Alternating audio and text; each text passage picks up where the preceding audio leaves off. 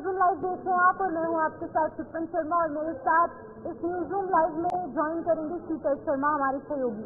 सबसे पहले लखनऊ ले चलेंगे आपको, जहां पर कि सीएम योगी आदित्यनाथ द्वारा यहां पर एक सिल्क एक्सपो का उद्घाटन किया गया है, इस दौरान संबोधित भी किया गया। सुनिए क्या कुछ कह रहे हैं। दो ऐसे क्षेत्र हैं जहां आजमगढ़ से लेकर के वाराणसी तक, चाहे वो मुबारकपुर की साड़ी हो, चाहे वह वाराणसी की साड़ियां, ये सभी सिल्क क्लस्टर डेवलप करने के लिए भारत सरकार ने भी और राज्य सरकार ने भी इस दिशा में एक नए प्रयास को आगे बढ़ाया है। आज भी देश के अंदर, पूरे देश के अंदर वाराणसी की सिल्क की साड़ियां किसी भी मांगलिक कार्यक्रम के लिए लोगों की पसंद बनती है। लोग आते हैं बड़े पैमाने पर, और काशी में काशी विश्वनाथ धाम बनने के उपरांत जो पर्यटकों की संख्या वहां बढ़ी है, श्रद्धालुओं की संख्या बढ़ी है, उसने इस व्यापार को एक नई ऊंचाई दी है। आज वाराणसी में एक्सपो मार्ट के माध्यम से सिल्क फैसिलिटेशन सेंटर बनने के उपरांत इसमें काफी वृद्धि हुई है, काफी तेजी के साथ देखने को मिल रहा है। अब हम लोग जब आजमगढ़ में भी जाते हैं, मुबारकपुर के साड़ी के उद्योग से जुड़े हुए उद्यमियों से बातचीत करते हैं, या वाराणसी के अंदर हम लोग जाते हैं, या मिर्जापुर और भदोही के अंदर जाते हैं और इस सिल्क क्लस्टर के बारे में इसकी प्रगति को देखते हैं, तो लगता है कि इसमें बहुत गुंजाइश है। या उत्तर प्रदेश में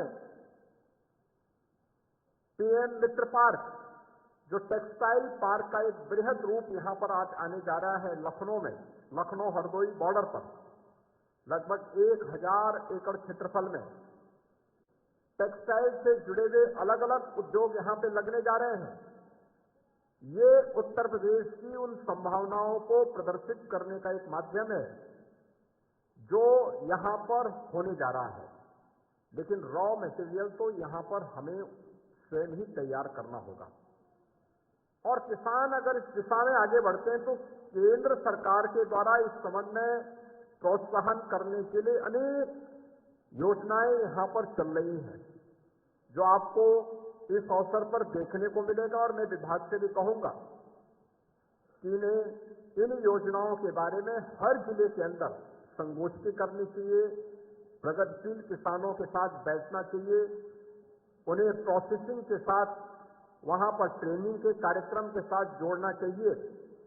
मेरा मानना है कि केवल गोरखपुर मंडल ही नहीं, बल्कि वाराणसी मंडल, आजमगढ़ मंडल, मिर्जापुर मंडल, लखनऊ मंडल, देवीपाटन मंडल, बस्ती मंडल, इन सभी में ये संभावनाएं बढ़ेंगी, क्योंकि सहतूत की खेती के साथ साथ जो ऐसे क्षेत्र हैं जहां पर, क्योंकि यूपी जैसे राज्य में 9 क्लाइमेटिक जोन है, और इन सभी 9 जोन में अगर आप देखेंगे तो अलग अलग क्षेत्र में अलग अलग प्रकार के कृषि उत्पादों को वहां पर विकसित करने और आगे बढ़ाने का हमारे पास एक अवसर होता है।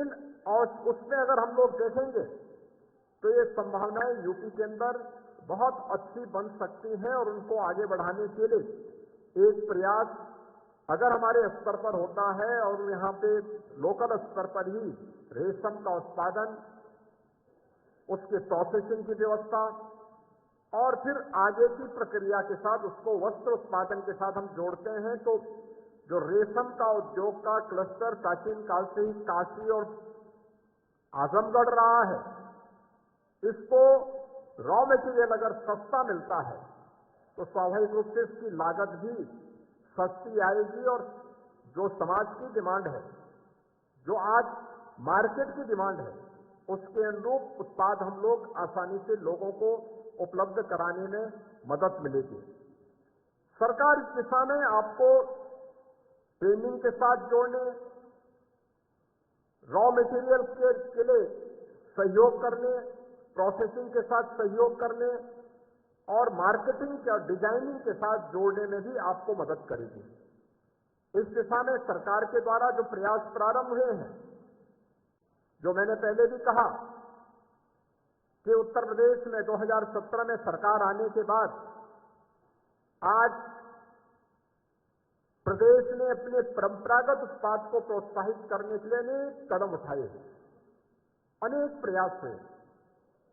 आज मैं कह सकता हूं उत्तर प्रदेश देश का पहला ऐसा राज्य है जिसने परंपरागत उत्पाद के लिए अपनी एक पॉलिसी बनाई। 75 जनपद हैं तो 75 जनपदों के लिए किसी एक उत्पाद को वहां के लिए चिन्हित करते हुए उसे आगे बढ़ाया। और आज यही कारण है कि उत्तर प्रदेश में 75 जनपद की आज प्रत्येक जनपद की अपनी एक यूनिक प्रोडक्ट है, जिसे हमने वन डिस्ट्रिक्ट वन प्रोडक्ट के रूप में कहा। वन डिस्ट्रिक्ट वन प्रोडक्ट में सरकार ने उसको मार्केट के साथ जोड़ा, डिजाइनिंग के साथ जोड़ा, पैकेजिंग के साथ जोड़ा। परिणाम क्या है कि यहां पर रोजगार का सृजन भी हुआ, एक्सपोर्ट भी यहां का परंपरागत उत्पाद होना प्रारंभ हुआ। तो चलिए, जिस तरीके से आपने देखा कि लखनऊ से सीएम योगी आदित्यनाथ लाइव से तमाम चीजों को लेकर उन्होंने चर्चा की है और जिस तरीके से तमाम चीजें निकलकर सामने आ रही है उत्तर प्रदेश में, क्योंकि जिस तरीके से उन्होंने बताया कि 9 क्लाइमेटिक जोन्स हैं और अलग अलग क्लाइमेट में अलग अलग तरीके से उत्पाद जो है वो सिल्क का होता नजर आ रहा है। अब इस सिल्क एक्सपो का उद्घाटन जो किया गया है 4 दिन तक ये चलेगा और कई कृषि और कई अन्य लोगों को इसका फायदा भी होगा। इसी बीच अगली खबर से आगे बढ़ेंगे, जहाँ पर बात होगी अब रूस दौरे को लेकर, जहाँ पर पीएम मोदी जो है वो रूस के लिए रवाना हो चुके हैं। बता दें कि ब्रिक्स समिट में शामिल होंगे पीएम मोदी। 2 दिन का ये दौरा रहने वाला है। रूस के कजान शहर में 2 दिन तक ब्रिक्स का एक समिट आयोजित किया जाएगा, जिसमें कि प्रधानमंत्री नरेंद्र मोदी शिरकत करेंगे। बता दें कि चीनी राष्ट्रपति जिनपिंग से भी मुलाकात संभव है और चीन और इंडिया के जो रिश्ते हैं उनमें कहीं न कहीं सुधार हो सकता है। बता दें कि प्रधानमंत्री नरेंद्र मोदी रूस के 2 दिवसीय दौरे पर है, रवाना हो चुके हैं। रक्षा कुछ ही देर में पहुंचने वाले हैं और प्रधानमंत्री नरेंद्र मोदी ब्रिक्स समिट में शामिल होने के लिए रूस जो है वो पहुंच चुके हैं। ठीक है, बिल्कुल। और पिछले 4 महीने में ये दूसरा बड़ा दौरा प्रधानमंत्री मोदी का रूस के अंदर ब्रिक्स में शामिल होंगे और ब्रिक्स के मुख्य वहां पर जो रूस के मुखिया हैं उनसे भी बातचीत होगी। और साथ ही साथ सबसे महत्वपूर्ण और सबसे जो दिलचस्प बात इस दौरे के दौरान देखने को मिलेगी वो शी जिनपिंग मिलेंगे। अगर वो प्रधानमंत्री के साथ इस वक्त पे मंच साझा करते हैं, पुतिन के साथ में मंच साझा करते हैं, तो इसका ये संदेश चले जा सकता है कि क्या गलवान की जो कहीं न कहीं गलवान से जो भारत और चाइना के बीच एक युग जैसा वहां पर छिड़ गया था, क्या वो ब्रिक्स के इस मंच पर इस पर कोई बातचीत होगी, इस पर कोई ना कोई हल निकलेगा, इस पर पूरी दुनिया की नजरें बनी हुई हैं। लेकिन सबसे दिलचस्प बात कि जब प्रधानमंत्री मोदी और साथ ही साथ शी जिनपिंग के बीच मुलाकात होगी, हालांकि इसकी आधिकारिक पुष्टि नहीं हुई है ये दोनों बड़े नेता आपस में मिलेंगे या नहीं, द्विपक्षीय बैठक होगी या नहीं, लेकिन ये मानना है, ये संभावना है कि ये 2 बड़े नेता इस मंच पर मिल सकते हैं इस ब्रिक्स समिट के दौरान। तो आपको बता दें कि प्रधानमंत्री नरेंद्र मोदी ब्रिक्स समिट में शामिल होने के लिए रूस के दौरे पर जो है वो निकल चुके हैं और उनका ये दौरा 2 दिन का रहने वाला है। ब्रिक्स समिट रूस के कजान शहर में हो रही है, जहां पर पीएम मोदी पिछले 4 महीनों में दूसरी बार रशिया दौरे पर है। ये काफी अहम है अपने आप में, क्योंकि रशिया और इंडिया के रिश्ते काफी नजदीक से हैं। और आपको बता दें कि ट्वीट भी निकलकर सामने पोस्ट किया गया है कि ब्रिक्स शिखर सम्मेलन में भाग लेने के लिए रूस के कजान के लिए रवाना हो रहा है। भारत ब्रिक्स को बहुत महत्व देता है और मैं विभिन्न विषयों पर व्यापक चर्चाओं की आशा करता हूँ। मैं वहाँ विभिन्न नेताओं से मिलने के लिए भी उत्सुक हूँ। तो ये बातें जो है वो प्रधानमंत्री नरेंद्र मोदी द्वारा कही गई है, एक्स पर पोस्ट किया गया है। उनके ऑफिशियल हैंडल पर उन्होंने खुद यहाँ पर पोस्ट करके ये तमाम चीजें लिखी। उन्होंने कहा है कि वो काफी उत्सुक है क्योंकि अलग अलग जो देश है उनके बड़े नेताओं से मुलाकात प्रधानमंत्री नरेंद्र मोदी की होगी। व्लादिमीर पुतिन से पिछले 4 महीनों में दूसरी बार मुलाकात होने वाली है। इंडिया और रशिया के जो रिश्ते हैं काफी मजबूत है, लेकिन यहाँ पर एक अहम बात फीचर ये भी है क्योंकि चाइना और इंडिया के बीच में अभी कल ही एक समझौता हुआ है, LAC के पास एक समझौता हुआ है कि LAC के पास दोनों ही देशों की जो सेना है, जो यहाँ पर फोर्सेज है, वो अब आ सकती हैं और कुछ देर के लिए LAC को कहीं ना कहीं साइडलाइन किया गया है। आपको बता दें कि इसी बीच इंडिया और चाइना के बीच में ट्रेड शुरू हो सकता है एक बार फिर से और तमाम चीजों को लेकर चर्चा भी हो सकती है। बिल्कुल सही कहा। फिलहाल आगे बढ़ेंगे न्यूज रूम लाइव में। वक्त से चला एक और बड़ी खबर जम्मू कश्मीर से, जहां पर गांदरबल में सेना का सर्च ऑपरेशन जारी है और जिस तरह से वहां पर एक बड़ा हमला हुआ था, उसको लेकर कई लोगों को हिरासत में लिया गया है, जो इस वक्त सूत्र बता रही है। आतंकी हमले को लेकर पूछताछ की जा रही है और NIA इस पूरे मामले को लेकर जांच कर रही है। कल ही NIA की टीम वहां पर रवाना हुई थी, क्योंकि ये बहुत बड़ा हमला था जिसमें 7 लोगों ने अपनी जान गंवाई थी। इसमें कुछ जम्मू कश्मीर के लोग भी शामिल थे और कुछ बाहरी राज्यों के लोग भी शामिल थे, जिस पर सभी नेताओं ने अपना अपना विरोध भी व्यक्त किया था और उसके बाद ये पूरी जांच जो है NIA के हवाले सौंपी थी। अब इस पूरे मामले में कुछ लोगों को हिरासत में लिया गया है, जो सूत्र अभी तक बता रहे हैं। हमारे विश्वसनीय सूत्रों ने ये खबर दी है कि कुछ लोगों को जरूर पकड़ा है पूछताछ के लिए। उनसे पूछताछ होगी, वो स्थानीय लोग हैं और जब उनसे पूछताछ होगी तो ये पूरा ग्रिड किस तरह से वहां पर उस हमले को अंजाम दिया, कैसे वहां तक आतंकी पहुंचे, उन तक सोर्स किसने पहुंचाए, किन्होंने उनको शेल्टर किया, किन्होंने उन्हें वहां पर मदद की और उस मदद के बाद वो आतंकी वहां तक पहुंचे और उन लोगों पर ताबड़तोड़ गोलियां बरसाकर उन्हें मौत की नींद सुला दिया। ये पूरा मामला इस वक्त NIA के पास है और चिपन NIA इसकी जांच भी कर रही है। बिल्कुल, आपको बता दें कि 20 अक्टूबर की वो शाम थी जब सभी लोग कहीं ना कहीं फेस्टिव सीजन में बिजी थे, लेकिन वहीं पर गांदरबल में एक हमला पेश आता है जिसमें कि 7 लोगों की मौत हो जाती है, जिनमें से 2 व्यक्ति जो जम्मू कश्मीर से ताल्लुक रखते थे, बाकी अन्य जो 5 लोग थे वो कुछ एक पंजाब से थे और 2 लोग बिहार से भी ताल्लुक रखते थे। 5 लोग यहाँ पर घायल भी हुए, जिसमें कि कठुआ के हीरानगर का भी एक व्यक्ति है जिनका इलाज अभी भी जारी है। उनसे भी बातचीत की गई है और तमाम चीजों को लेकर आपको बता दें कि अभी नेशनल इन्वेस्टिगेशन एजेंसी, जो कि देश की सबसे बड़ी एजेंसी है, वो तमाम चीजों को लेकर अभी जो कुछ लोग हैं उनको हिरासत में भी लिया गया है और आतंकी हमले में कई लोगों से पूछताछ भी देखने को मिल रही है। कई लोगों को हिरासत में लेने के बाद जो है उनसे पूछताछ हो रही है और एजी मनोज सिन्हा गगनगिरी का दौरा भी कर सकते हैं, ये भी खबर सामने आ रही है। दर्शकों को बताना चाहेंगे जहाँ पर कि एजी मनोज सिन्हा जो है वो जम्मू के तालाब किले में जो शक्ति अबरोल की मृत्यु इस आतंकी हमले में हुई, उनके घर पर पहुंचे थे। उनके जो परिजन है उन्हें आश्वासन दिया गया है कि प्रशासन की तरफ से हर संभव मदद जो है वो उनकी फैमिली को मिलेगी, एक सरकारी नौकरी भी उनकी पत्नी को दी जाएगी। लेकिन अब गगनगिरी का दौरा, जहाँ पर ये पूरी वारदात पेश आई है, उस इलाके का दौरा भी एजी मनोज सिन्हा जो है वो जल्द कर सकते हैं।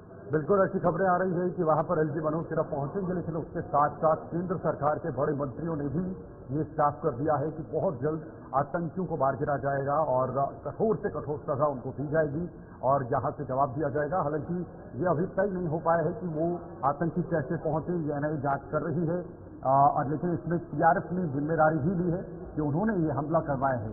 हालांकि सबसे बड़ा सवाल है कि जम्मू कश्मीर के अंदर, खास तौर पर कश्मीर के अंदर पिछले कुछ दिनों से ये आतंकी घटनाओं में कमी जरूर हुई थी, ये सक्रियता कम हुई थी, लेकिन एक बार फिर से चुनाव सकुशल संपन्न होने के बाद ये बड़ा हमला कश्मीर के अंदर, कश्मीर के गांदरबल में, जहां पर इस वक्त सेना का ऑपरेशन जारी है, चारों तरफ उन आतंकियों को ढूंढा जा रहा है और बाकी अन्य जो सुरक्षा एजेंसियां हैं वो भी इस वक्त अलर्ट मोड पर हैं ताकि वो आतंकी और कोई बड़े हमले को अंजाम ना दें, क्योंकि टारगेट किलिंग पिछले कुछ दिनों से लगातार देखने को मिल रही है।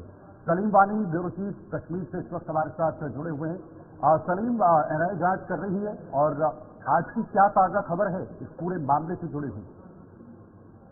देखो, जो कल से सुबह मॉर्निंग से जो सर्च चल रहा था उधर, वो अभी भी चल रहा है टाइम भी। तो पूरे दिन को कल वहाँ पे सीनियर पुलिस ऑफिसर्स, आर्मी के टॉप ऑफिसर्स जो पूरे दिन को वहाँ पे रहे, खुद मॉनिटर किया, क्योंकि जो ये अटैक था ये बड़ा खतरनाक अटैक था। इस मामले के बाद फौरन एक NIA का टीम भी वहाँ पे पहुंचा, जिन्होंने वहाँ से जो CCTV फुटेज है उसका DVR, बाकी सारे जो है सबूत, उनको भी अपने तहरीर में दिया है। खुद उस टाइम IGP कश्मीर वहाँ पे रहे, आर्मी के GOC किलो फोर्स वहाँ पे रहे और उसके बाद परसों शाम से ही जो इस एप्को टनल के हेडक्वार्टर के इर्द गिर्द जितने भी होटल्स है, क्योंकि ये टूरिज्म का इलाका है, टूरिस्ट वहाँ से ही जाते हैं सोनमर्ग, और गगनगिर से ही वो वहाँ पे सोनमर्ग का इलाका, टूरिस्ट का इलाका टूरिज्म के साथ मुतहरिक है। तो कुल मिला के अभी तक इन्वेस्टिगेशन जारी है और बड़े पैमाने पे इस केस की इन्वेस्टिगेशन एनआईए करेगी और पुलिस भी करेगी। इस टाइम भी मैसिव सर्च चल रहा है, आर्मी भी उधर है, पुलिस भी है, सीआरपी है, बाकी सिक्योरिटी एजेंसियां है, रात दिन पूरी तरह से वहां पे सर्च चल रहा है।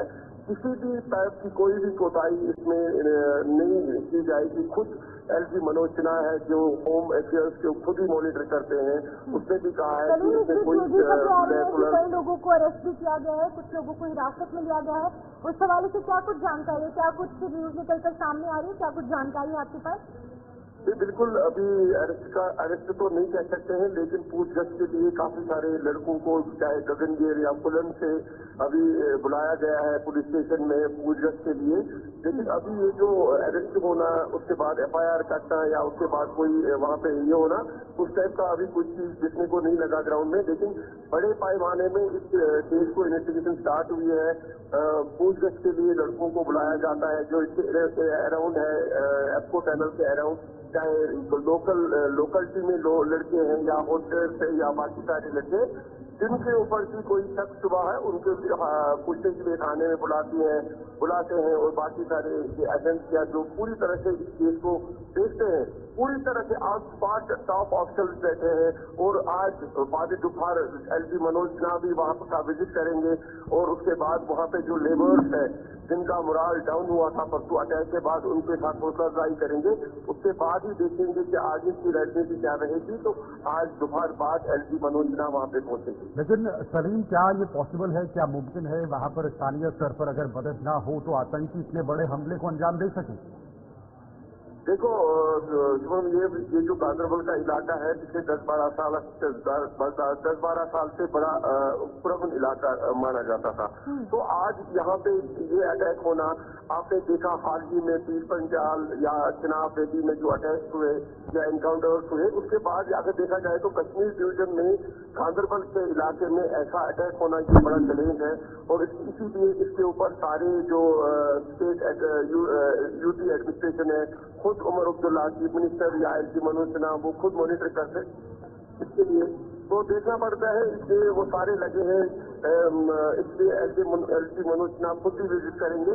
मुझे लगता है कि इस केस को इन्वेस्टिगेशन बड़े पैमाने पे स्टार्ट भी हुई है और इसमें कोई कंप्रोमाइज नहीं होगा। ठीक है सलीम, बहुत बहुत शुक्रिया तमाम जानकारी देने के लिए।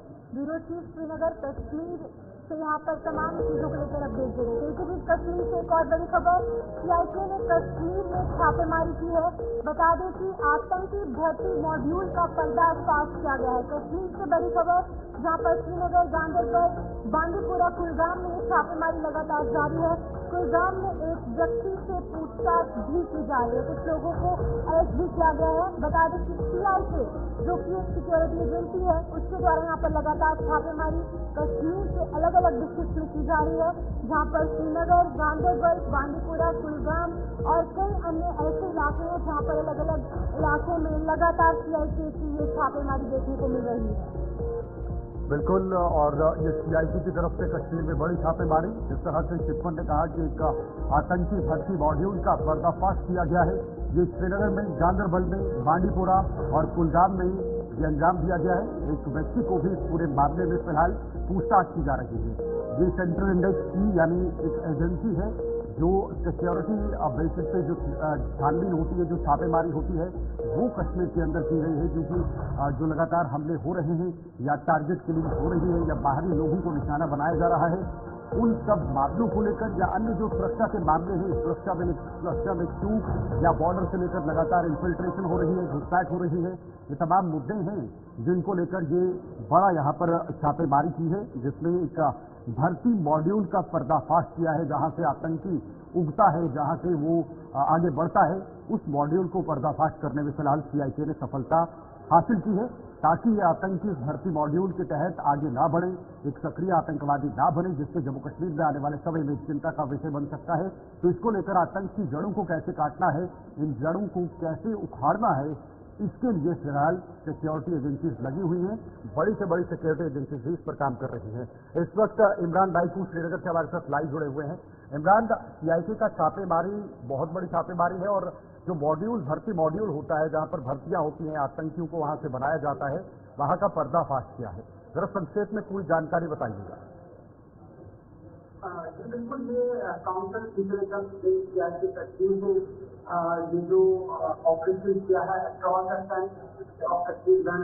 और इसमें कई सारे अपराध को अभी तक डिटेल किया गया है। दिल्ली पे लैपटॉप भी रिकवर किए गए हैं और डिवाइस रिकवर किए गए हैं और भी कुछ जो मवाद है वो रिकवर किया गया है और साथ साथ ये जो नई रिक्रूटमेंट मॉड्यूल है उसे बंद किया है, जिसे तारीख लबेक या मुस्लिम का नाम बताया गया है और ये भी बताया गया है कि जो हैंडल है वो पाकिस्तान बेस्ड अमेरिकन था और जो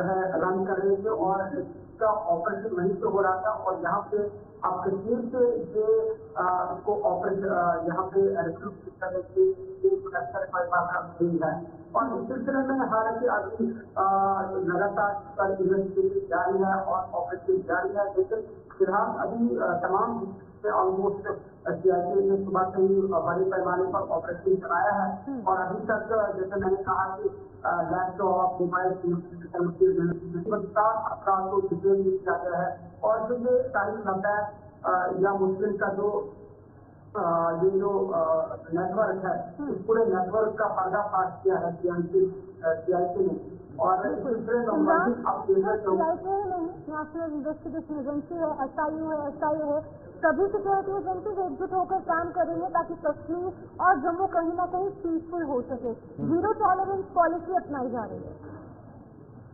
ये जाहिर सी बात है, जिस तरह से 2003 के बाद जब स्टेट इन्वेस्टिगेशन एजेंसी का यहाँ पे कयाम अमल में लाया गया था, इसको यहाँ पे क्रिएट किया गया था और फिर इसके बाद उन्होंने भी अपना खास यहाँ पे रोल प्ले किया और लगातार अब सिक्योरिटी एजेंसियों से भी कोशिश करके कश्मीर में जो मिलिटेंसी है इसका खात्मा हो और इस सिलसिले में जम्मू कश्मीर पुलिस हो, आर्मी हो, सिक्योरिटी एजेंसियां हो, खासकर SIU, CIC या फिर नेशनल इन्वेस्टिगेशन एजेंसियां हो, तमाम ये जो सिक्योरिटी एजेंसी हैं ये मुसलसल ऑन ग्राउंड यहाँ पे काम कर रहे हैं और जहाँ पे भी कोई इनपुट आता है कि कहीं मिलिटेंट के रिक्रूटमेंट हो रही है या कहीं भी इनपुट मिलता है कि कहीं कोई रन करने की कोशिश की जा रही है या इमरान, जिस मॉड्यूल का भंडाफोड़ किया गया है क्या कुछ पता लग पाया है? इसे कौन चला रहा है, कौन फंडिंग कर रहा है, कौन मॉरल सपोर्ट कर रहा है? क्योंकि जब तक सपोर्ट ना हो तब तक इस तरह की चीजें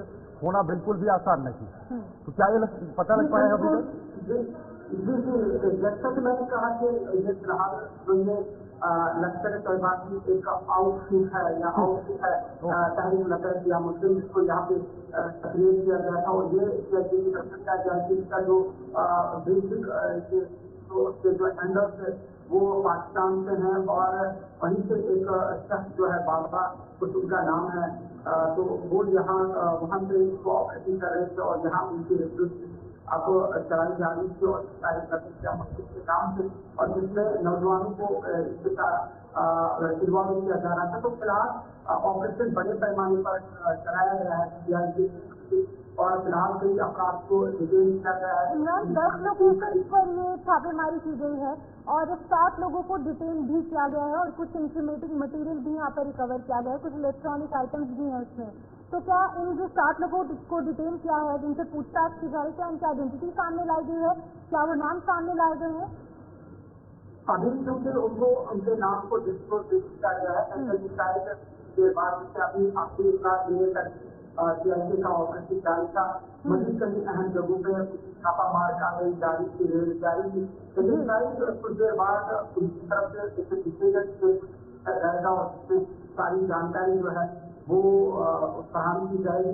तो एज ऑफ नाउ करीबन 7 अपराध आपने भी कहा कि उसको डिटेन किया गया है पश्चिमी के लिए और साथ साथ कुछ जो मवाद है ये भी रिकवर किया गया है, मोबाइल फोन या लैपटॉप डिवाइसेज हैं वो रिकवर की गई है और साथ ही में ये जारी लगा है या मुस्लिम की जो ये लश्कर तैयबा आउटफिट बताई गई है तो आउटफिट बताया गया है जो यहाँ पे मॉड्यूल था उसको फिलहाल बंद किया गया है। तो इस हवाले से मजीद बड़े पैमाने पर इन्वेस्टिगेशन तहकीकात जारी है तो जब सामने आता है तो ठीक है इमरान, बहुत बहुत शुक्रिया आपका तमाम जानकारी के लिए। एक बहुत बड़ी चुनौती जिस तरह से कश्मीर के युवाओं को बरगलाने का काम ये संगठन कर रहे हैं और कैसे उन्हें इस भर्ती में इसका हिस्सा बनाना है, इसमें सहभागिता बनानी है, इसके लिए ये संगठन काम कर रहे थे। लेकिन जिस तरह से एजेंसियां काम कर रही हैं, आने वाले समय में इसका भंडाफोड़ हो सकता है। आगे बढ़ेंगे बात झारखंड की होगी, जहां पर कांग्रेस ने अपनी पहली लिस्ट जारी की है, प्रत्याशियों की पहली लिस्ट कांग्रेस की। और आपको बता दें कांग्रेस ने 21 उम्मीदवारों की ये पहली लिस्ट जारी कर दी है, जिसमें लगभग ज्यादातर पुराने विधायक बताए जा रहे हैं, जो अभी विधायक हैं, जो या पुराने जो वहां पर रह चुके हैं। जेल में बंद आलमगीर और उमाशंकर अकेला पर फिलहाल सस्पेंस नजर आ रहा है, क्या उन्हें टिकट दी जाएगी या नहीं। लेकिन फिलहाल कांग्रेस ने अपने पत्ते खोलते हुए यहाँ पर अपने 21 उम्मीदवारों की ये पहली लिस्ट जारी कर दी है। झारखंड के अंदर, झारखंड में लगातार जो एक सीट शेयरिंग को लेकर तनातनी बनी हुई थी, लेकिन कल देर रात तक ये मीटिंग चली, ये इंपॉर्टेंट मीटिंग थी। इस बैठक में ये तय किया गया और लगभग 21 उम्मीदवारों की ये पहली लिस्ट फिलहाल कांग्रेस की तरफ से जारी कर दी गई। बिल्कुल, आपको बता दें कि लगातार सरगर्मी अब तेज होती नजर आ रही है, जहाँ पर पहले भाजपा की तरफ से और अब कांग्रेस की तरफ से यहाँ पर लिस्ट जारी की गई है। पहली सूची आउट हो चुकी है, 21 उम्मीदवारों के नाम इसमें शामिल है। लेकिन यहाँ पर सीट शेयरिंग फॉर्मूला को लेकर सहमति कहीं ना कहीं इंडिया ब्लॉक के अंदर नजर आ रही है, जहाँ पर जेएमएम है, आरजेडी है और तमाम जो पार्टियां हैं। अब देखने वाली बात यह है कि किस तरीके से समीकरण बनेंगे, क्योंकि एक तरफ बीजेपी है, दूसरी तरफ इंडिया ब्लॉक है। 21 उम्मीदवारों के नाम घोषित कर दिए गए हैं। 27 सीटों पर कांग्रेस पार्टी जो है वो इस बार यहाँ पर चुनावी मैदान में होगी, 41 सीटों पर जो है वो जेएमएम होगी। लेकिन कहीं ना कहीं इंडिया ब्लॉक इस बार काफी ज्यादा मजबूत नजर आ रहे हैं, क्योंकि लगातार जेएमएम में कुछ बड़े नेता जो है वो शिरकत कर रहे हैं, जेएमएम का दामन थामते नजर आ रहे हैं। लेकिन इसी बीच आपको बता दें कि भारतीय जनता पार्टी भी अपनी पूरी ताकत झोंकने में कहीं ना कहीं पीछे नहीं हट रही, जहाँ पर एक तरफ इंडिया ब्लॉक है, दूसरी तरफ भारतीय जनता पार्टी है। और अभी फिलहाल खबर है कि झारखंड में कांग्रेस ने प्रत्याशियों की पहली लिस्ट जारी कर दी है और जेल में बंद जो आलमगीर है और उमाशंकर है, उनके नाम पर अभी मुहर नहीं लग पाई है। लेकिन 21 उम्मीदवारों की पहली सूची अभी जो है वो जारी हो चुकी है। हमारे साथ रांची से मनीष झा ज्वाइन कर चुके हैं। मनीष, आपसे जानना चाहूंगी, अपडेट कीजिएगा। 21 उम्मीदवारों की लिस्ट जारी हो चुकी है, अनुमान लगाया जा रहा है कि दूसरी लिस्ट आज दोपहर तक सामने आ सकती है। बिल्कुल शिवन, कांग्रेस पार्टी ने थोड़ा सा समय लिया, क्योंकि इंडिया गठबंधन के जितने घटक दल थे उन लोगों के साथ लगातार इनकी बैठकें चल रही थी और अंत में ये निर्णय आया कि सभी, यानी राष्ट्रीय जनता दल, सीपीआई, सभी साथ मिलकर ही चुनाव लड़ेंगे। तो 21 लोगों का, 21 प्रत्याशियों का नाम कांग्रेस ने जारी कर दिया है और लोगों का जो नाम है वो आज शाम तक अनुमान है कि वो लागू करेंगे, जारी कर देंगे। क्योंकि जानकारी के अनुसार 29 सीटों पर कांग्रेस यहाँ चुनाव लड़ रही है और 41 सीटों पर झारखंड मुक्ति मोर्चा यहाँ चुनाव लड़ रही है। झारखंड मुक्ति मोर्चा भी आज शाम तक, देर शाम तक लिस्ट जारी कर देगी, क्योंकि कुछ समय पहले जो हम लोगों ने दर्शकों को दिखाया कि लगातार भारतीय जनता पार्टी के जो नाराज कार्यकर्ता हैं, जो नाराज दिग्गज नेता हैं, जो 20 वर्षों से 25 वर्षों से भारतीय जनता पार्टी का सेवा कर रहे थे, झंडा ढो रहे थे, वो आज जेएमएम में जा रहे हैं, ज्वाइन कर रहे हैं, जेएमएम का दामन थाम रहे हैं। तो कहीं ना कहीं ये जो उछल कूद की राजनीति है, क्योंकि लोकसभा में हमने देखा था कि जो झारखंड मुक्ति मोर्चा के नेता हैं वो बीजेपी में जा रहे हैं और अभी बीजेपी के जो नेता हैं, यदि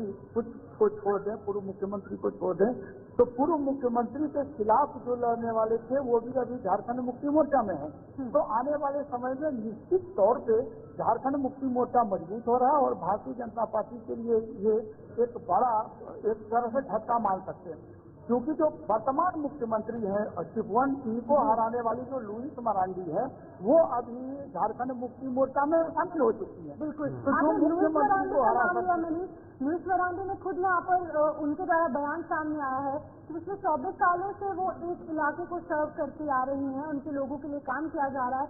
लेकिन फिर भी कहीं ना कहीं भारतीय जनता पार्टी ने, आपको बता दें कि अगली खबर की आ रही है, जहाँ पर पूर्व मंत्री और बीजेपी लुईस मरांडी जेएमएम में शामिल हो चुकी है। बता दें कि सीएम हेमंत सोरेन ने पार्टी की सदस्यता में दिलाई है। रघुवर सरकार में मंत्री रह चुकी लुईस मरांडी ने यहाँ पर जेएमएम का दामन थाम लिया है। 24 सालों से बीजेपी के लिए काम करती नजर आ रही है, लेकिन कहीं न कहीं मनमुटाव के चलते अब उन्होंने झारखंड मुक्ति मोर्चा का दामन थाम लिया है। सीएम हेमंत सोरेन ने उन्हें पार्टी की सदस्यता दिलाई है। उनके द्वारा क्या कुछ कहा जा रहा है ये भी आपको बताएंगे, लेकिन एक बार फिर से हमारे साथ मनीष ज्वाइन कर चुके हैं। मनीष, इसी हवाले से जानकारी दीजिएगा, जहाँ पर अगर हम लुइस मरांडी के हवाले से बात करें, उन्होंने बड़े आरोप भारतीय जनता पार्टी पर लगाए हैं। उन्होंने कहा जहाँ पर एक तरफ महिला सशक्तिकरण की बात की जाती है भारतीय जनता पार्टी द्वारा, लेकिन वहीं पर दूसरी तरफ महिलाओं को प्रताड़ित करने का काम कहीं न कहीं झारखंड में किया जा रहा है भारतीय जनता पार्टी के बड़े नेताओं द्वारा। बिल्कुल शिवन, इतना ही नहीं, इसके बाद जो आरोप भारतीय जनता पार्टी इंडिया गठबंधन के लोगों पर लगाते रहे थे, आज उन पर यही लोग आरोप लगा रहे हैं कि परिवारवाद के राजनीति कर रहे हैं। क्योंकि जो पूर्व मुख्यमंत्री हैं, जो 5 पूर्व मुख्यमंत्री हैं, उनके रिश्तेदारों को टिकट दिया गया है। धनबाद के जो भी सांसद हैं झुल्लू महतो, उनके भाई को बागमारा से टिकट दिया गया है। सिंदरी विधायक इंद्रजीत महतो, इनकी पत्नी को टिकट दिया गया है। तो ये आरोप का दौर अब चलना प्रारंभ हो गया है।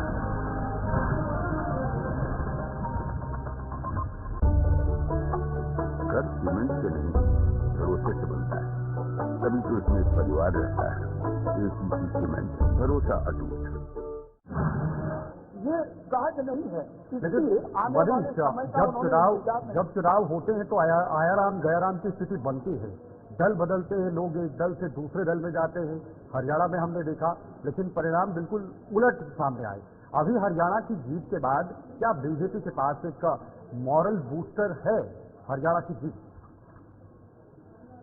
मॉरल पिस्टल तो है शीतल, बिल्कुल मॉरल पिस्टल उनके पास है। लेकिन जब आप इसको देखेंगे तो जो लगातार इनका झंडा ढो रहा था, बीजेपी का झंडा ढो रहा था, जो पूर्व मुख्यमंत्री चंपई सोरेन के खिलाफ लगातार वहाँ चुनाव लड़ते आ रहे थे, आज भी वो चुनाव लड़ेंगे। लेकिन दोनों अपना अपना पार्टी बदल दिए, पक्ष बदल दिए। जो कल जेएमएम से लड़ते थे वो आज बीजेपी से लड़ेंगे, और जो बीजेपी से लड़ते थे वो आज जेएमएम से लड़ेंगे। तो आने वाले समय में जो गतावर नेता है, जो संतुष्ट नजर आ रहे हैं, जैसे लुइस मरांडी का हम नाम ले रहे हैं, तो दुमका और आसपास के क्षेत्र में इनका जो जनाधार है वो बहुत अधिक है, और इन्हें वहां से हटने को कहा गया, जिसके चलते उन्होंने जेएमएम का दामन थामा है। तो आने वाले समय में इसका लाभ कहीं ना कहीं इंडिया गठबंधन को होता दिख रहा है। और कल्पना सोरेन और मुख्यमंत्री दोनों लगातार फील्ड में हैं, और ऐसे असंतुष्ट विधायक, पूर्व विधायक या असंतुष्ट जो ये जिलाध्यक्ष हैं, उनको अपने ओर कर रहे हैं, वोट बैंक को अपने ओर करने में लगे हैं। तो आने वाले समय में इंडिया गठबंधन मजबूत होता दिख रहा है। लेकिन बड़ी से एक वक्त लग रहा था जब एनडीए पूरी मजबूती के साथ उतर रही थी, अपने सहयोगियों के साथ मिलकर सीट शेयरिंग पर भी सहमति बनी हुई थी। दूसरी तरफ इंडिया गठबंधन बिखरता हुआ नजर आ रहा था, लेकिन अब उल्टा होते हुए ये दिख रहा है कि इंडिया गठबंधन मजबूती की ओर है और एनडीए में दरार जैसी चीजें हो रही हैं। बिल्कुल शीतल, स्थानीय एक कहावत है कि हम गए मेहमानी में, मेरे घर में 2 मेहमान। अर्थात जितने लोगों को इन्होंने लाया जेएमएम से, कांग्रेस से, अब उसका उलट हो रहा है कि इनके जो गद्दावर नेता है, जो आज 40 साल से राजनीति कर रहे हैं, 30 साल से राजनीति कर रहे हैं, वो पार्टी छोड़ने को मजबूर है। तो कहीं ना कहीं ये हानि तो उन्हें जरूर पहुंचाएंगे। क्योंकि जब आप लोकसभा पर ध्यान देंगे तो उस समय जो गीता कोड़ा हो, सीता सोरेन हो, ये जो पार्टी छोड़कर आए जीत नहीं पाए, क्योंकि कहीं ना कहीं जो इनके पहले से नेता रहे थे, बीजेपी के नेता रहे थे, अंदरूनी उनका विरोध हुआ और इसके कारण इन्हें हार का सामना करना पड़ा। तो आने वाले समय में जो भारतीय जनता पार्टी के गद्दावर जिलाध्यक्ष रहे हैं या पूर्व मंत्री रहे हैं, पूर्व विधायक रहे, तो इन लोगों का कोप तो सहना होगा। हालांकि कुछ इंतजार करना होगा आने वाले समय में। जो आप प्रश्न किए, हो सकता है ये सही हो, हरियाणा के तर्ज पर सफल हो, परंतु जो स्थानीय राजनीति यहाँ देख रहे हैं बिल्कुल उलट है, और आने वाले समय में कुछ भी होना संभव है, कुछ भी पूर्वानुमान लगाना यहाँ संभव नहीं है। ठीक है, ओके, शुक्रिया आपका मनीष। आप नजर बनाए रखिएगा पूरे प्रकरण को लेकर, क्योंकि इस वक्त झारखंड में जो सियासी हलचल है वो तेज है। चौक चौराहों पर सिर्फ और सिर्फ चुनाव को लेकर बातचीत हो रही है। फिलहाल एक और बड़ी खबर, झारखंड में बीजेपी की प्रत्याशी की सूची पर घमासान देखने को मिलता है। बोरियों से बीजेपी ने लोबेनी हैब्बेन को टिकट दिया है। हैब्बेन को टिकट देने पर बीजेपी के कई नेता नाराज नजर आ रहे हैं और निर्दलीय चुनाव लड़ सकते हैं बीजेपी के जिला उपाध्यक्ष। लेकिन सूत्रों के हवाले से इस वक्त की बड़ी खबर, बड़े बड़े नेता, जिला स्तर के नेता जो है वो बीजेपी से नाराज होते हुए नजर आ रहे हैं और हो सकता है वो निर्दलीय के तौर पर चुनाव लड़ेंगे। और इस जैसी हालात जो इस वक्त झारखंड में बने हैं, इससे अब हरियाणा और जम्मू कश्मीर जागा रहा है। आपको बता दें कि यहाँ पर कहीं ना कहीं स्थिति अब भारतीय जनता पार्टी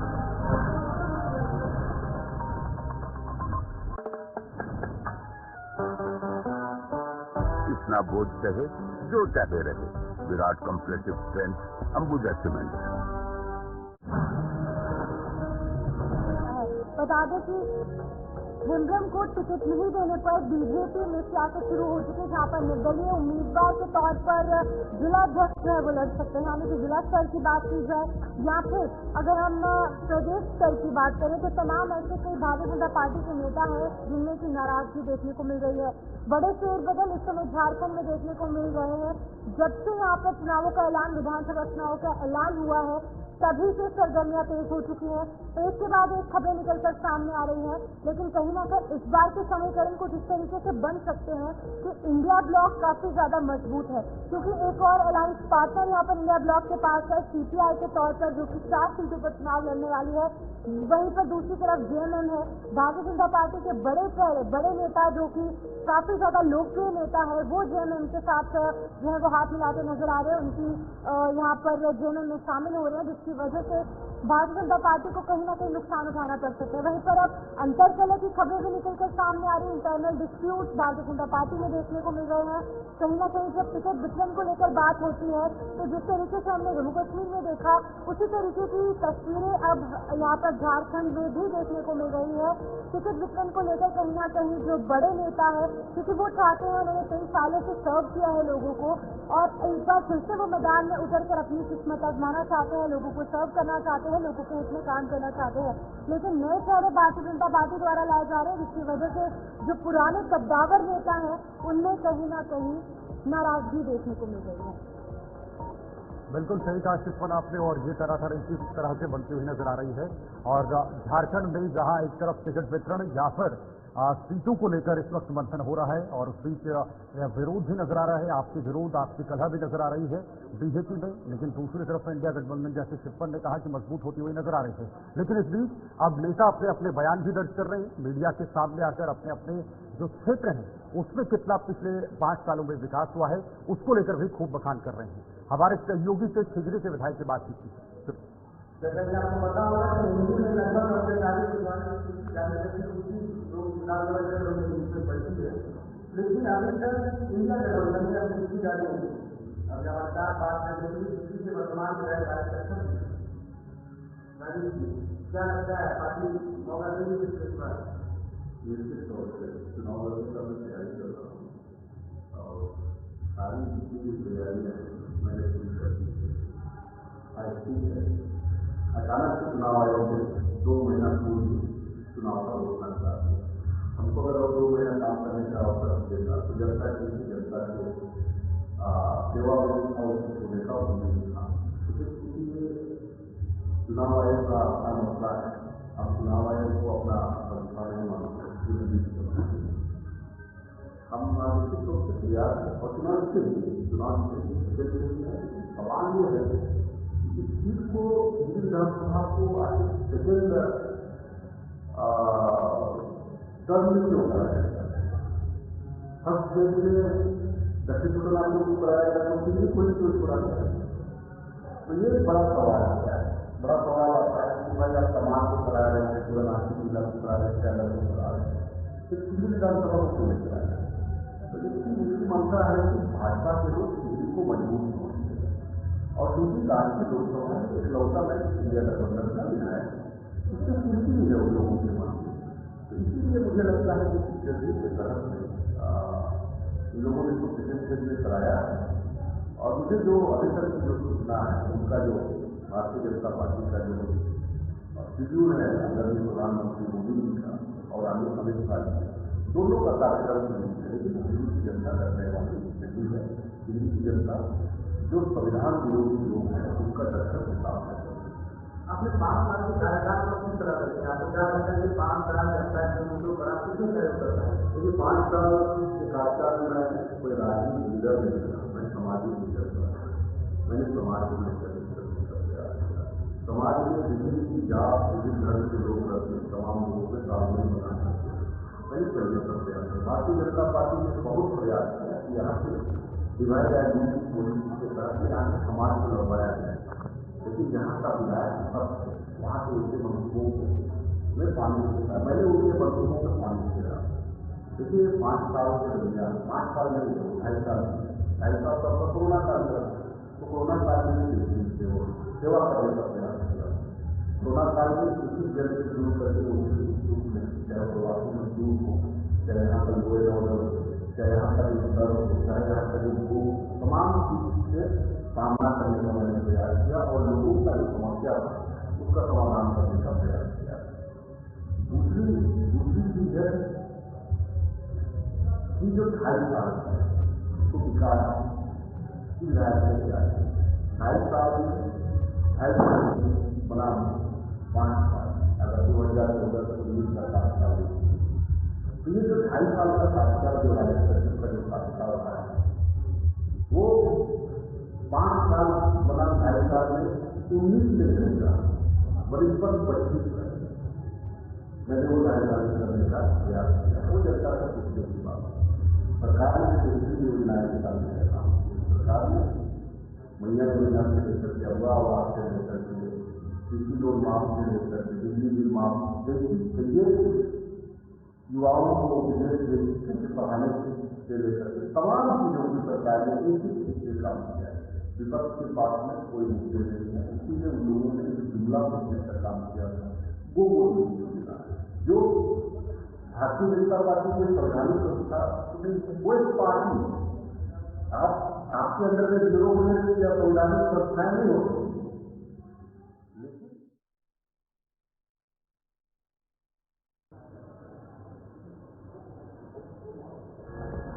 अगली खबर महाराष्ट्र से सामने आ रही है, जहां पर महाराष्ट्र विधानसभा चुनाव को लेकर सरगर्मियां तेज हो चुकी हैं। आपको बता दें कि महाराष्ट्र विकास आघाड़ी यानी कि एनडीए में सीट शेयरिंग पर फंसा पेड़ और कांग्रेस और उद्धव बालासाहेब ठाकरे की शिवसेना आमने सामने नजर आ रही है। एनडीए नेताओं ने जल्द मामला सुलझाने का दावा कर दिया है, लेकिन अभी कहीं न कहीं पेड़ फंसा हुआ है। महाराष्ट्र विधानसभा चुनाव को लेकर सरगर्मियां तेज है।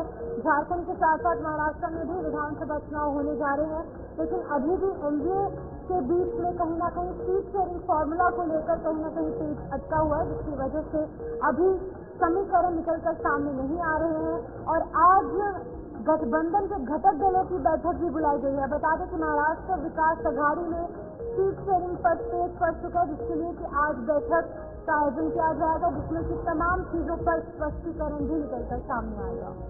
बिल्कुल। और महाराष्ट्र विधानसभा चुनाव को लेकर इस वक्त वहां पर भी सीट शेयरिंग को लेकर जो है वो मामला फंसते हुए नजर आ रहा है।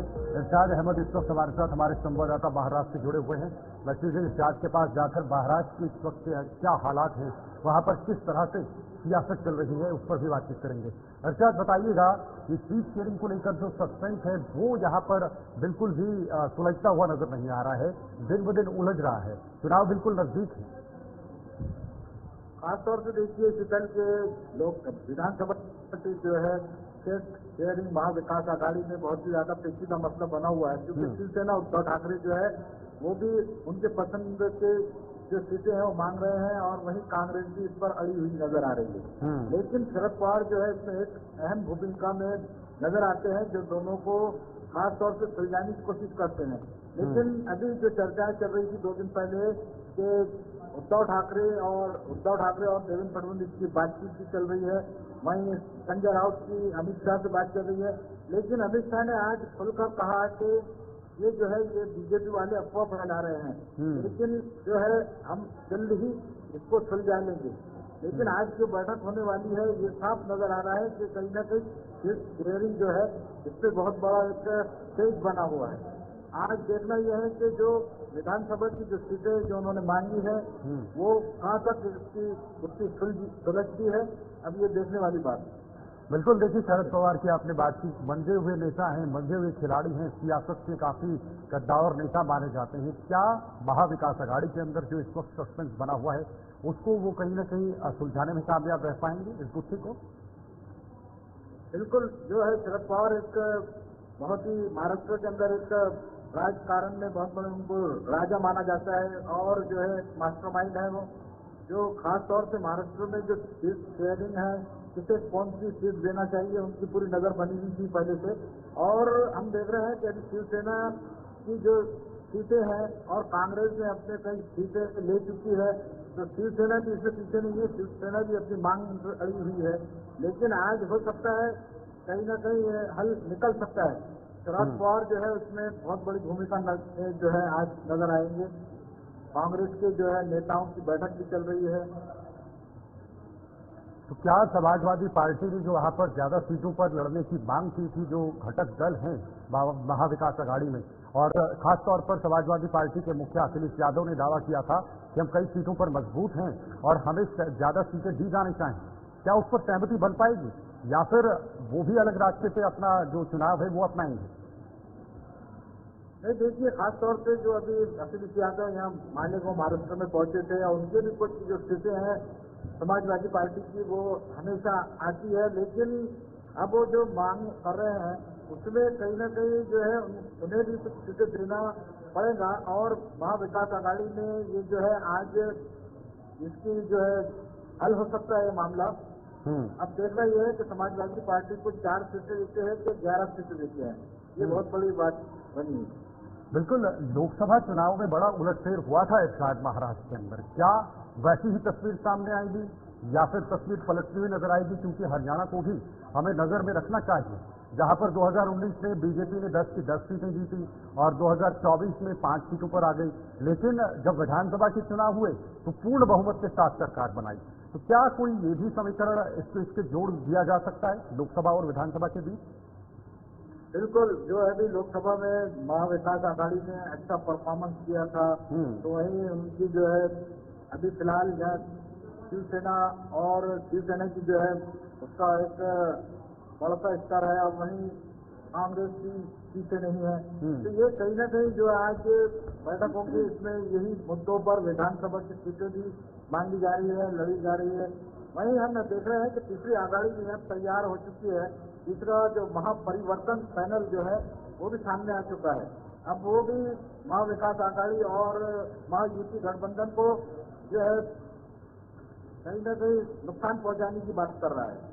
चलिए, बहुत बहुत शुक्रिया आपका इरशाद, तमाम जानकारी के लिए। इरशाद इस वक्त हमारे साथ बने हुए थे जिन्होंने महत्वपूर्ण जानकारी दी। महाराष्ट्र के अंदर जिस तरह से महाविकास आघाड़ी के बीच एक सीट शेयरिंग फॉर्मूले पर अभी बात नहीं बन पा रही है, नंबर पर बात नहीं बन पा रही है, लेकिन ये नंबर गेम कितना महत्वपूर्ण है वो अभी उस पर मंथन किया जा रहा है। शरद पवार खासतौर पर इसमें अहम भूमिका निभा सकते हैं। बिहार में उपचुनाव की तैयारियां तेज हो गई हैं और बिहार में भी बीजेपी ने 40 स्टार प्रचारकों की लिस्ट भी जारी कर दी है और इस लिस्ट में कई दिग्गज नाम है, कई दिग्गज नेताओं का प्रचारकों में नाम रखा गया है।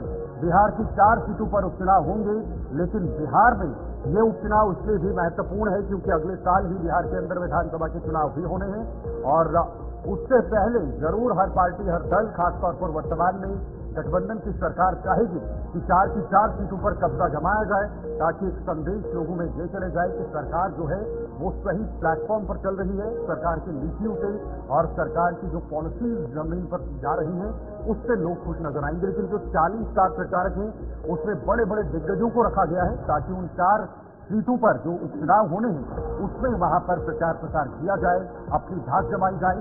इसको लेकर बीजेपी अभी से तैयारी में शुरू हो गई। बिल्कुल, बिहार की 4 सीटों पर उपचुनाव होंगे जिसको लेकर की तैयारियां अभी से की जा रही हैं, क्योंकि जिस तरीके से स्पीकर ने बताया कि अगले साल यानी 2025 में विधानसभा चुनाव वहाँ पर हो सकते हैं, उनका ऐलान हो सकता है, जिसके लिए कि अभी से तैयारी की जा रही है और भारतीय जनता पार्टी पूरी ताकत के साथ मैदान में करने के लिए तैयार है। 40 स्टार प्रचारकों के नाम सामने लाए गए हैं जिनमें की बड़े दिग्गज नेताओं के नाम भी सामने आ रहे हैं। ये जो 40 स्टार प्रचारकों की सूची है इसमें बीजेपी के प्रदेश सदस्य दिलीप जायसवाल का नाम पहले नंबर पर है, उसके बाद डिप्टी सीएम सम्राट चौधरी और फिर विजय कुमार सिन्हा का नाम है। इसके अलावा कई जो नेता है, जो बड़े नेता है, जिसमें कि गिरिराज सिंह है, नित्यानंद राय है, सतीश चंद्र दुबे और वहीं पर डॉक्टर राजभूषण निषाद जैसे बड़े चेहरे चुनावी रणनीतियों के साथ जनता में पहुंचेंगे। जनता के साथ जो तालमेल बनाने की कोशिश की जाएगी ताकि ये जो 4 महत्वपूर्ण सीटें हैं वो भाजपा की झोली में जाए। बिल्कुल, तो देखना दिलचस्प है कि आखिर बिहार में क्या रणनीति बीजेपी की रहेगी और किस रणनीति के साथ उतरा जाएगा। बिहार में चुनावी शोरगुल और दिल्ली में अंदर प्रदूषण का कहर इस वक्त लगातार नजर आ रहा है और दिल्ली में लगातार प्रदूषण का स्तर गिर रहा है। खराब श्रेणी तक प्रदूषण का स्तर पहुंच चुका है और दिल्ली वालों के लिए, दिल्ली वासियों के लिए अब कहीं न कहीं सांस लेना भी मुश्किल हो जा रहा है। दिल्ली में आज से ट्रैप 2 लागू होगा और ट्रैप 2 के जरिए प्रदूषण को कैसे इस प्रदूषण को रोकने का एक फॉर्मूला है जो सरकार की तरफ से तैयार किया जाता है और अलग अलग यहाँ पर कहीं न कहीं कदम उठाए जाते हैं। पिछले साल भी देखा था हमने, लेकिन उससे पहले अरविंद केजरीवाल की सरकार ने ऑड इवन का फॉर्मूला भी तैयार किया था, वो भी लागू किया था प्रदूषण को लेकर। लेकिन यहाँ पर एक बहुत बड़ी चुनौती, जैसे जैसे धुंध आना शुरू हो जाती है वैसे वैसे एयर क्वालिटी इंडेक्स जो है वो खराब होता हुआ नजर आता है। कुछ तस्वीरें आपके सामने, इन तस्वीरों के माध्यम से आप खुद ये अंदाजा लगा सकते हैं कि किस तरह से वहां पर इस वक्त धुंध जो है वो छाई हुई है। आसमान बिल्कुल भी नजर नहीं आ रहा है क्योंकि अब जब ठंड का समय शुरू होता है किस्मत, तो वहां पर एकदम से प्रदूषण का स्तर भी और ज्यादा खराब होते जाता है। बिल्कुल, आपको बता दें कि एयर क्वालिटी इंडेक्स में दिल्ली के आनंद विहार का नंबर यहाँ पर 377वें नंबर पर आया है, जो कि अपने आप में बहुत चिंताजनक है। तो इस खबर पर अधिक जानकारी देने के लिए केशव मोहन मिश्रा दिल्ली से हमारे संवाददाता ज्वाइन कर चुके हैं। केशव, कितनी चिंताजनक बात है क्योंकि एयर क्वालिटी इंडेक्स पर ये नंबर जो है वो बढ़ता जा रहा है, लोगों का सांस लेना भी मुश्किल हो चुका है दिल्ली में। देखिए, बिल्कुल लगातार दिल्ली में जिस तरीके से प्रदूषण से स्थिति खराब हो रही है, दिल्ली में जो प्रदूषण लेवल है वो लगातार बढ़ता जा रहा है और दिल्ली सरकार भले ही प्रयास कर रही हो, लेकिन अभी से दिल्ली सरकार के जो प्रयास है वो हाल फिलहाल में सफल होते हुए नहीं दिखाई दे रहे हैं।